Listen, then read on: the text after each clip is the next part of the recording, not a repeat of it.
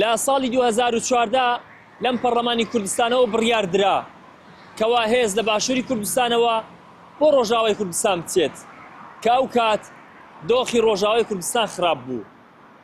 بەڵام ئێستا و دوای 12 ساڵ لەم کاتە پەرلەمانی کوردستان بەهۆی ناکۆچیە سیاسیەکانەوە پەک خراوە.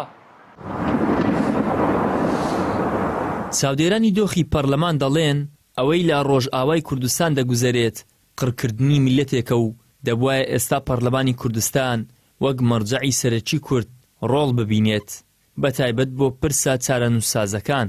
ئێستا کە پەرلەمان بوونی نییە هەوڵەکانیش پەرتەوازە بوونە. ئەوەی ئەم ڕۆژ دەبینین لە ڕۆژ ئاوادا دەگوزارێت ئەمە کۆمەڵکوژیە، ئەمە قڕکردنی میلەتێکە. لێرەدا ئێمە لە باشووری کوردستاندا دەبوایە پەرلەمانی کوردستان لە ئێستادا هەبێەوە ڕۆڵی سەرەکی ببینێت، چونکە یەکێک لە پایەکانی کاری پەرلەمان جگە لە دانانی یاسا، جگە لە چاودێری، جگە لە پەسەندکردنی بودجە، مەسەلەی بڕیاردانە لەسەر پرسە چارەنووسسازەکانی تایبەت بە گەلی کوردستان. ئەمە پرسێکی چارەنووسسازە دەبوایە گەلی باشووری کوردستان لە ئێستادا دەنجی لە ڕێگەی نوێنەرەکانیەوە بکرێتە بڕیارێک و بچێتە بواری جێبەجێکردنەوە کە ئەویش پەرلەمانی کوردستانە. بەداخەوە پەرلەمانی کوردستان ئەمڕۆ نیمانە، هەر بۆیە دەبینین ئەوەی کەوا جێگەی گرتوۆتەوە کارەکان دەکات چالاکوانانی مەدەنی. لە ئەگەری هەر هاوکاریەک بۆ ڕۆژئاوا پێویستە پەرلەمان بڕیار لە چۆنیەتی و جۆری هاوکاریەکان بدات.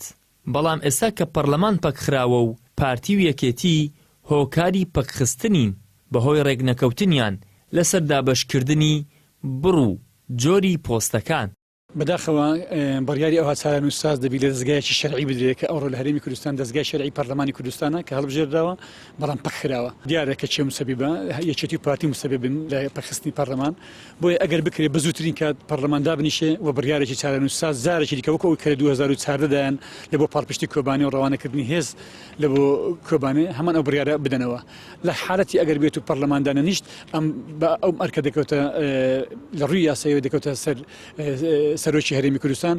بەهۆی ململانەی حیزبیەکانی دەسەڵاتەوە دۆخی هەرێمی کوردستانیش لە لێواری مەترسیدایە. لە کاتێکدا لە چەند ساڵی ڕابردوودا هەرێم وەک دەوڵەتێکی سربەخۆ مامەڵەی دەکرد و ئێستاش ڕۆژ لە دوای ڕۆژ پێگەی بەرەو لاوازبوون دەچێت تاکە زیانمەندبوونی ئەم سیاسەتە هەڵەیەش خەڵکی کورد و دۆزەکەیەتی.